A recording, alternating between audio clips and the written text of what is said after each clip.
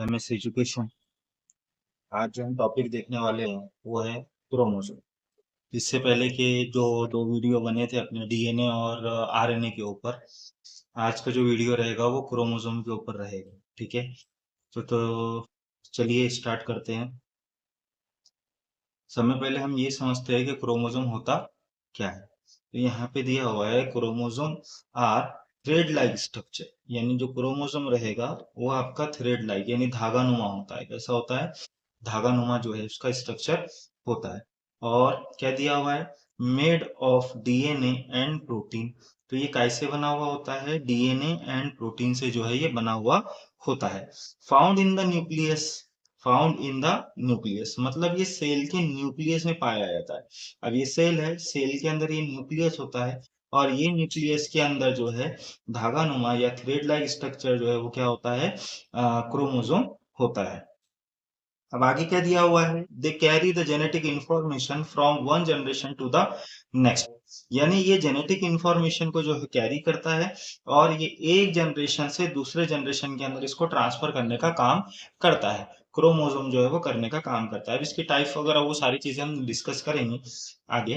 तो यहाँ पे आप देखना है इसका स्ट्रक्चर, ये स्ट्रक्चर इसका कैसे होता है, यानी structure of chromosome made of DNA tightly coiled around histone protein.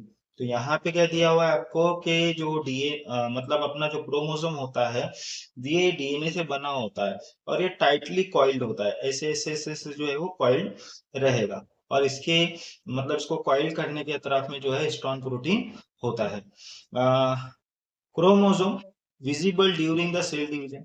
अब जो क्रोमोसोम है ये तो थ्रेड लाइक है, यानी एकदम बहुत ही बारीक होता है। अब ये हमको दिखाई नहीं देता है। इसको देखने के लिए अगर इसको देखना है तो ये सेल डिवीजन में हमको जो है दिखाई देता है। यानी जब सेल डिवाइड होते हैं, एक सेल्स के जो है दो सेल्स बनेंगे। अब जैसे कि ये सेल है, ये सेल डिवाइड होने के बाद में दो सेल्स बनाएगा। और आप सभी को पता है कि सेल डिवीजन के अंदर दो प्रोसेस होती है, एक माइटोसिस और एक मियोसिस। ठीक है, अब नेक्स्ट क्या दिया हुआ है? Cell has 4 parts. तो पहला है क्रोमेटिन। अभी क्रोमेटिन होता क्या है, ठीक है, वो भी देखना है। Centromere, telomere and arms. तो यहाँ पे देखो आप, ये क्रोमोसोम का स्ट्रक्चर है। तो इसके अंदर दो पार्ट्स होते हैं, दो मतलब आर्म रहेंगे। एक रहेगा क्यू आर्म और एक रहता है पी आर्म। ठीक है, अब ये जो पी आर्म होता है इसको अपन शॉर्ट आर्म भी बोलते हैं। क्या बोलते हैं इसको? Short arm. और ये वाला जो होता है इसको क्यू आर्म बोला जाता है, जो कि लॉन्ग आर्म होता है। ठीक है, अब इसी के अंदर एक कॉपी तैयार होती है। इस तरीके से जो कॉपी तैयार होती है, इस कॉपी को क्रोमेटाइड कहा जाता है। फिर उसके बाद में सेंट्रोमियर दिया हुआ है। तो यहाँ पे आपको ये जो गोल दिखाई दे रहा है, इस गोल आकार को या गोल फिगर को जो है सेंट्रोमियर कहते हैं। क्या कहते हैं? सेंट्रोमियर। इसका जो टीलोमियर दिया हुआ है क्या रहेगा? टीलोमियर जो रहता है वो रहता है प्रोटेक्टिव एंड ऑफ क्रोमोसोम। इसी तरीके से इसका जो नेक्स्ट पार्ट होता है वो होता है आर्म्स। तो मैंने आपको पहले ही बताया इसके अंदर दो आर्म्स होते हैं। एक जो है क्यू आर्म, जिसको अपन शॉर्ट भी, इसका लेंथ जो है वो शॉर्ट होता है। एक होता है क्यू आर्म, ठीक है, तो इसका लेंथ जो है वो लॉन्ग होता है। अब इसके बाद में जो है अपने को टाइप देखना है, क्रोमोसोम की टाइप कितने होते हैं। क्रोमोसोम के एक्चुअली 4 टाइप्स होते हैं। तो क्रोमोसोम दो बेसिस के ऊपर इसके टाइप रहेंगे। पहला जो रहेगा सेंट्रोमियर के बेस पे, मतलब ये जो आपको ये गोल दिखाई दे रहा है इसके बेस पे जो है आपके क्रोमोसोम के टाइप होते हैं। ठीक है, अब इसके अंदर क्या होता है कि दोनों जो आर्म रहेंगे, ठीक है, जब सेल डिवाइड होता है, सेल डिवाइड होने के टाइम पर इस तरीके के इसके आर्म होते हैं। ठीक है, और इसमें जो सेंट्रोमियर है वो सेंटर में होता है। कहाँ पे होता है? सेंटर में। और ये दोनों भी आर्म जो है वो इक्वल रहेंगे। तो ऐसा कहेंगे इक्वल लेंथ के अंदर इसके आर्म होते हैं। ये दोनों के जो आर्म दिखाई दे रहे हैं आपको, इस ये जो है इक्वल लेंथ में होते हैं। ठीक है, अब इक्वल है इसी कारण ये इंग्लिश लेटर एल की तरह, सॉरी, वी की तरह दिखाई देते हैं। किसकी तरह? वी की तरह दिखाई देते हैं। और ये जो आर्म रहते हैं ये दोनों भी इक्वल रहते हैं। अब इसका नेक्स्ट टाइप देखना है हमको, सब मेटासेंट्रिक। अब इसके अंदर क्या होता है कि एक आर्म जो है वो लॉन्ग रहेगा, ये सेंट्रोमियर है। अब एक आर्म जो है वो लॉन्ग होता है और एक आर्म जो है वो शॉर्ट होता है। इस तरीके से जो इसका फिगर रहेगा, ठीक है। और होता है इंग्लिश लेटर एल की तरह। टाइप होता है इसका एक्रोसेंट्रिक। कौन सा टाइप रहेगा? एक्रोसेंट्रिक। अब एक्रोसेंट्रिक के अंदर क्या होता है कि सेंट्रोमियर जो है वो एक क्रोमोसोम के पास में होता है। जैसा कि अगर आप देखोगे तो ये क्रोमोसोम, ये सेंट्रोमियर है, एक क्रोमोसोम इससे एक आर्म जो है वो करीब में रहेगा और एक आर्म जो है वो दूर होता है, ठीक है। अब अगर इसका शेप देखेंगे तो इंग्लिश लेटर जे की तरह दिखाई देता है। किसकी तरह दिखाई देता है? जे की तरह इसका शेप जो है वो दिखाई देता है। फिर उसके बाद में जो नेक्स्ट जो क्रोमोसोम है, नेक्स्ट क्रोमोसोम का टाइप है टीलोसेंट्रिक।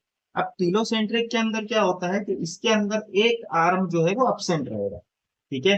ये एक क्रोमोसोम का एक आर्म है और यहाँ पे एक आर्म जो है वो अब्सेंट रहता है। इसको बोलते हैं अपन टीलोसेंट्रिक। इसका शेप जो है वो इंग्लिश लेटर आई की तरह दिखाई देता है। किसकी तरह दिखाई देता है? आई की तरह। अब अगर हम ह्यूमन क्रोमोसोम देखें तो ह्यूमन के अंदर जो क्रोमोसोम्स है वो 46 होते हैं। कितने क्रोमोसोम रहेंगे? 46 क्रोमोसोम पाए जाते हैं। ह्यूमन के अंदर दो टाइप के क्रोमोसोम रहते हैं, एक एक्स क्रोमोसोम होता है और एक वाई क्रोमोसोम होता है। On the basis of centromere उसके तीन मतलब चार टाइप है। कौन कौन सा है? मेटासेंट्रिक, सब मेटासेंट्रिक, एक्रोसेंट्रिक और टीलोसेंट्रिक। मेटासेंट्रिक के अंदर जो उसका शेप रहेगा वो इंग्लिश लेटर वी की तरह होता है और सब मेटासेंट्रिक के अंदर उसका जो शेप रहेगा वो एल की तरह होता है। एक्रोसेंट्रिक के अंदर उसका जो शेप रहेगा वो इंग्लिश लेटर जे की तरह होता है और टीलोसेंट्रिक के अंदर उसका जो शेप होता है वो आई की तरह होता है। इसी तरीके से ह्यूमन क्रोमोसोम देखना है तो ह्यूमन क्रोमोसोम के अंदर इसके दो टाइप होते हैं, एक एक्स क्रोमोसोम और एक वाई क्रोमोसोम। इसी के बेसिस पे अगर मैं इसको क्लियरली आपको बताऊं तो इसके अंदर जैसा कि 46 अपने बॉडी के अंदर क्रोमोसोम्स है तो इसकी पेयर यानी 46 क्रोमोसोम अगर इसकी पेयर बनाए अपन, जोड़ियां बनाए तो 23 पेयर्स होती है। कितनी पेयर्स होती है? 23। तो यहाँ पे अगर देखोगे आप तो ये 22 पेयर जो होता है यानी 22 पेयर जो रहेगा क्रोमोसोम्स का, इसको ऑटोजोम्स कहा जाता है। क्या कहा जाता है? ऑटोजोम्स कहा जाता है, ठीक है। और जो 23 नंबर का पेयर रहेगा यानी ये 23 नंबर का पेयर है, इस 23 pair number of pair chromosomes को इसको कहा जाता है सेक्स क्रोमोसोम। क्या कहा जाएगा इसको? सेक्स क्रोमोसोम्स, ठीक है। या फिर जो इसको एलोसोम्स कहा जाए। क्या कहा जाएगा? एलोसोम्स। एलोसोम जो है इसको कहा जाता है, ठीक है। अब इसके मैं फंक्शन भी आपको शॉर्ट में बता देता हूँ। जो ये एटोसोम्स क्रोमोसोम्स होते हैं, ये क्रोमोसोम्स हमारे बॉडी के कैरेक्टर को डिसाइड करते हैं। किसको डिसाइड करेंगे? बॉडी के जो कैरेक्टर्स रहेंगे वो डिसाइड करने का काम कौन करता है? ये ऑटोसोम्स क्रोमोसोम डिसाइड करते हैं। इसी तरीके से जो सेक्स क्रोमोसोम है यानी जो 23 वाला पेयर होता है क्रोमोसोम्स का, ये जो है हमारे बॉडी के अंदर जेंडर डिसाइड करते हैं। क्या डिसाइड करते हैं? जेंडर। अब जेंडर मीन्स क्या होगा?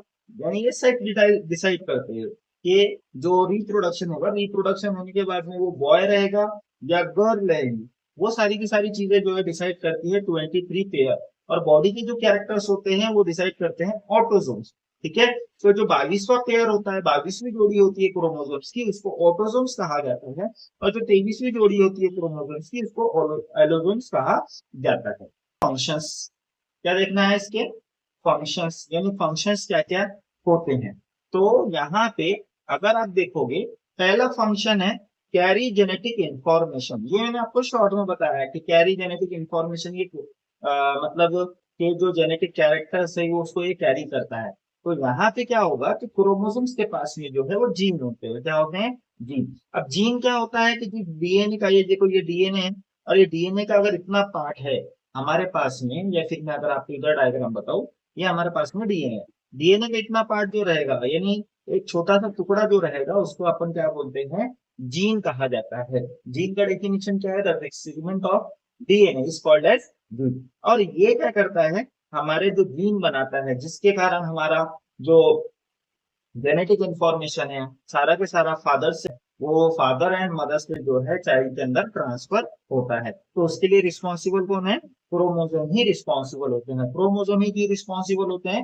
बिकॉज ऑफ क्रोमोसोम ये बना हुआ होता है डीएनए एंड जो प्रोटीन होता है उससे ये बना हुआ होता है। ठीक है। अब इसके बाद में दूसरा जो इसका मतलब फंक्शन है, तो वो क्या है, ट्रांसमिशन ऑफ हेरिडिटी। अभी ट्रांसमिशन ऑफ हेरिडिटी के अंदर क्या होगा कि क्रोमोसोम जो है वो इंश्योर करते हैं कि एक्यूरेट वो जेनेटिक मटेरियल ट्रांसफर हो रहा है या नहीं हो रहा है। कब करते हैं, रिप्रोडक्शन में। अभी रिप्रोडक्शन में कैसे करेंगे, जैसा कि आपको पता है कि फादर के अंदर XY क्रोमोसोम्स होते हैं और मदर के अंदर XX क्रोमोसोम्स होते हैं। तो ये डिवाइड होगा थ्रू द मियोसिस। मियोसिस से डिवाइड होने के बाद में, फॉर एग्जांपल यहाँ पे X क्रोमोसोम आया है, यहाँ पे Y क्रोमोसोम्स आया है।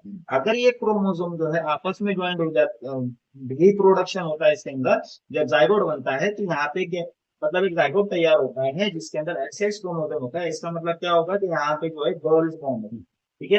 इसी तरीके से अगर Y क्रोमोसोम और ये X क्रोमोसोम के साथ में जो है फर्टिलाइजेशन होता है, तो उसके बाद में यहाँ पे जो है वो बॉय बनाने का काम करता है। तो ये क्या करता है, ट्रांसमिशन करता है हेरिडिटी, यानी जो हमारी विरासती खसूसियात होती है, जो हमारे पेरेंट्स के अंदर जो प्रॉपर्टीज होती है, जो चीजें होती है, जैसे कि हेयर का स्ट्रक्चर, आई का कलर, ये सारी चीजें जो है हमारे बॉडी के अंदर ट्रांसफर करने का काम जो है वो क्रोमोसोम के थ्रू होता है। देन उसके बाद में जो नेक्स्ट इसका फंक्शन है वो है सेल डिवीजन। क्या है ये, सेल डिवीजन। तो सेल डिवीजन मैंने आपको दो पहले ही बताया था। एक जो है क्या होता है आपका मेटोसिस, ठीक है, मेटोसिस जो है ये सेल डिवीजन रहेगा। दूसरा क्या रहेगा आपका, मियोसिस।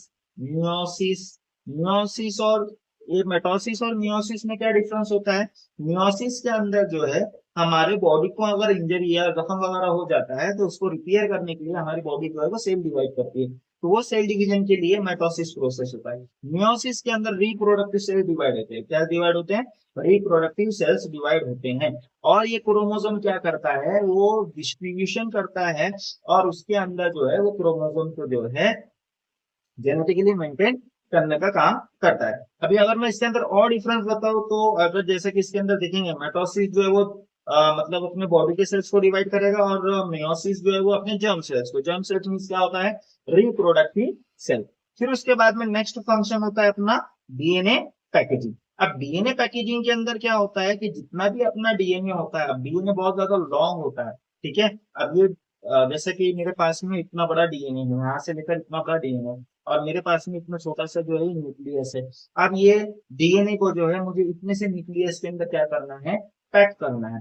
तो इसको पैक करने के लिए क्रोमोसोम जो है एक इंपॉर्टेंट रोल प्ले करता है। अभी क्रोमोसोम्स क्या करेगा, ये ऐसे से कॉइल करता जाता है और उसके अंदर ये पैक करने का काम करता है। इसी कारण इसको जो है डीएनए पैकेजिंग में भी जो इसका यूजेस होता है। और लास्ट दिया हुआ है आपको यूजेस इसका जो है प्रोटीन सिंथेसिस एंड कंट्रोल।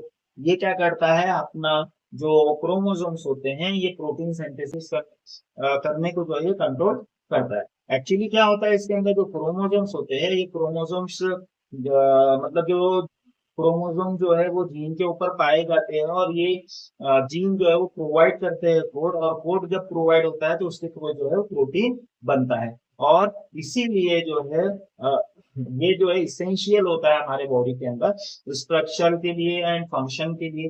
या हमारे वीडियो आपको पसंद आ रहे हो तो इस वीडियो को लाइक करें, शेयर करें, सब्सक्राइब करें। Thank you.